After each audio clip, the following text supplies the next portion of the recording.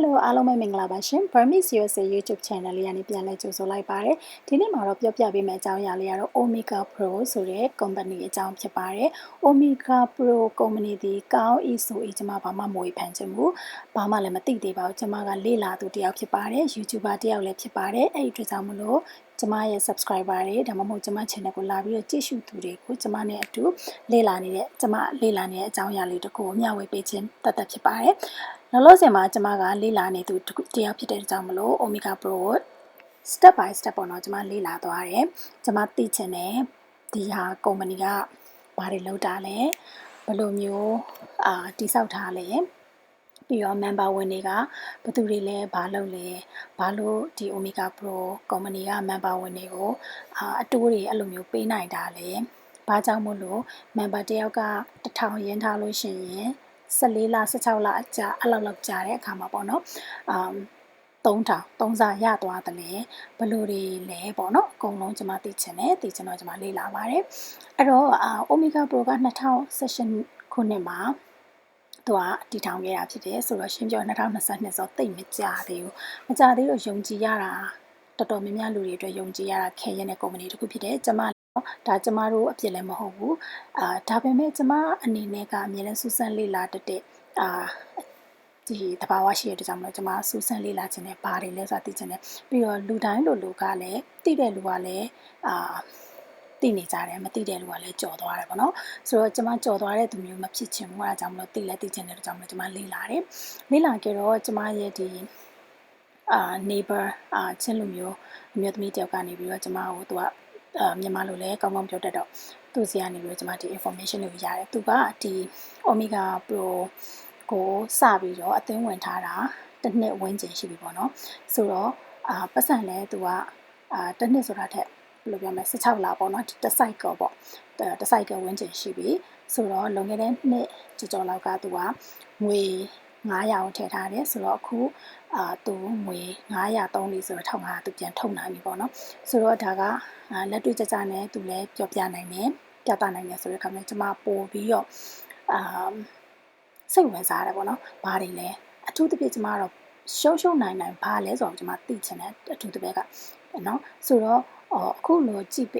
ပေးနေတဲ့သူတွေကလည်းစမ်းကြည့်ချင်လားမစမ်းကြည့်ချင်လားဘယ်လိုပဲဖြစ်ဖြစ်ဘာလဲဆိုတော့သိရအောင်လို့ဒီဗီဒီယိုလေးကိုလုပ်ပေးလိုက်တာဖြစ်ပါတယ်ပေါ့နော်ဆိုတော့သူကဘယ်လိုမျိုးလဲဆို OmegaPro ကသူ forex trading ဖြစ်တယ်ဆိုတော့ foreign exchange ကိုကစားတာပေါ့နော်ငွေလွှဲတွေကိုကစားတာပေါ့နော်ပြီးရင်သူကိုယ့်ရဲ့ပတ်စံပေါ့နော်ထည့်လိုက်တဲ့အခါမှာသူကUS ဒေါ်လာအနေနဲ့ထည့်တာမျိုးမဟုတ်ဘဲနဲ့ coin အနေနဲ့ထည့်တာမျိုးကိုသူကအသုံးပြုတယ်ဆိုတော့ဒီ cryptocurrency နဲ့လည်းသူကဆက်ဆက်နေပြရောဒါတော့ကျွန်မနားလေတယ်လားပေါ့နော်ဒီတက်နားလေတဲ့သူတွေရှိလို့ရှင်တော့ comment အောက်မှာရေးပေးခဲ့ကြပါဆိုတော့OmegaPro ကိုစပြီးတော့သုံးတော့မယ်သူစလေ့လာတဲ့သူဆိုလို့ရှိရင်မရှိမဖြစ်လိုအပ်တဲ့ဒီ application ၄ခုကိုကျွန်မပြောပြသွားမယ်ဒီ OmegaPro တွေကိုကပတ်စံ1000ရင်းနှီးမြှုပ်နှံမယ်ဆိုရင်နော်တရက်ကိုသူက3.4ရာခိုင်နှုန်းဆိုတော့1000မှာ$4တရက်ကိုသူကအတိုးပေးတယ်ဆိုတော့ရိုးရှင်းလေးစဉ်းစားမယ်ဆိုရင်ကိုကနေပြီးတော့ OmegaPro ကို1000ချီးလိုက်တယ်နော်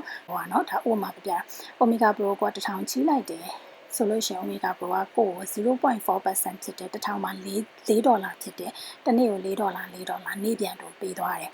တစ်ပတ်မှာ9ရက်ပဲအလုပ်လုပ်တယ်ပေါ့နော်ကျန်တဲ့2ရက်ကကြတော့စနေတနေ့ကနေအလုပ်မလုပ်တဲ့အတွက်ကြောင့်မလို့သူတို့လည်းအလုပ်မလုပ်တော့အကျိုးမြတ်မရတော့ကိုယ်တွေလည်းအကျိုးမြတ်အတိုးမရဘူးပေါ့နော်အဲ့လိုမျိုးအကျိုးမြတ်ခွဲယူရဖြစ်တယ်ဆိုတော့9ရက်လုပ်တယ်ဆိုလို့ရှိရင်တရက်မှာ$4ဆို4 5 20တစ်ပတ်မှာ$20ရမယ်တစ်လမှာဆိုရင်ပြန်မြ$20 4ဘတ်ဆိုတော့$80ဝင်ချင်ရမယ်ပေါ့ဒါ1000ရှင်းထားတဲ့သူတော့ပေါ့နော်ဒါပေမဲ့ခက်တာကျမလေ့လာမိတဲ့လောက်ကကိုက$1000တို့တော့ပေးလို့မရဘူးသူလက်ခံတာ Bitcoin လက်ခံတာဖြစ်တယ်နော်ဒါတခြားနည်းတွေအများကြီးရှိအောင်မထင်နဲ့လောလောဆယ်ကျွန်မလေ့လာရတဲ့လောက်ကတော့ Bitcoin ကိုသူလက်ခံတာဖြစ်တဲ့အတွက်ကြောင့်မို့ကိုက Bitcoin ကိုအရင်ဝယ်ရသေးတယ်ဝယ်ပြီးတော့ Bitcoin နဲ့တန်နဲ့ပတ်စံကိုကဝယ်ပြီးတော့စုရတာဖြစ်တယ်ပေါ့နော်ဒီ application လေးခုဖြစ်ပါတယ်ဒီ Pitchphone ဆိုတဲ့ VPN လို့တဲ့ပြီး Omega Pro application လို့တဲ့ Cash App လို့တဲ့ Coinbase လို့တဲ့ပေါ့နော် Cash App ကိုအရင်ဆုံးပြပေးပါမယ်အနည်းဆုံးအကျဉ်းချုပ်ပေါ့နော် Cash App ဆိုတာဘာလေးလဲဆိုတာအဲ့ application လေးကသူကပတ်စံထည့်ပြီးတော့သုံးလို့ရတဲ့ application လေးဖြစ်တယ်ပတ်စံထည့်ပုံထည့်နည်းလေးကတော့ဒီနေရာမှာ add cash ဆိုတာကိုပတ်စံထည့်တဲ့နေရာကိုထည့်လိုက်လို့ရှိရင်ဒါပတ်စံဝင်သွားပြီပေါ့ကိုကဘန်နဲ့တော့ပထမဆုံးချိတ်ဆက်ထားတာပေါ့ဒါအကျယ်တဝက်နောက်မှပြောပြပါမယ် Coinbase ကဒီလိုပုံစံလေးပါဒီ application လေးမှာလည်းဒီလိုပုံစံလေးရှိမယ်အဲ့ဒီမှာဟိုရှေ့ဆုံးကအဆက်ကလေး30 more ဆိုတာကိုနှိပ်လိုက်တယ်ဆိုလို့ရှိရင်ဒီလိုပုံစံလေးထွက်လာမယ်အဲ့ဒီမှာ add cash ဆိုတာတွားလို့ရှိရင်ပတ်စံကိုထည့်လို့ရတယ်ပေါ့နော်ကိုဘန်နဲ့ချိတ်ဆက်ထားမှာဖြစ်ပါတယ်1000ထည့်ခြင်းလည်းရတယ်မှာ3000ခွဲထိထည့်လို့ရတယ်ပေါ့နော်ဆိုတော့ဒီလိုပုံစံလေးနောက်ဆုံးပြမယ်ဒါလည်းနောက်အကျယ်တဝက်ပြပြသွားပါမယ်ဆိုတော့ဒီမှာ passive phone ဆိုတဲ့ဟာလေးကဒါVPN လေးပါဒါလေးကိုဖွင့်လိုက်မယ်ဖွင့်လိုက်ပြီးတော့disconnected ဖြစ်နေတာကိုကိုက connected ဖြစ်အောင်ဒီဟာလေးကိုနှိပ်လိုက်မယ်ပေါ့နော်အဲ့ဒါဆို VPN ပွင့်သွားပြီဒီ VPN ကိုသုံးပြီးတော့မှကြားကန်ပြီးတော့မှကိုကOmega Pro ကိုတွားတာဖြစ်ပါတယ်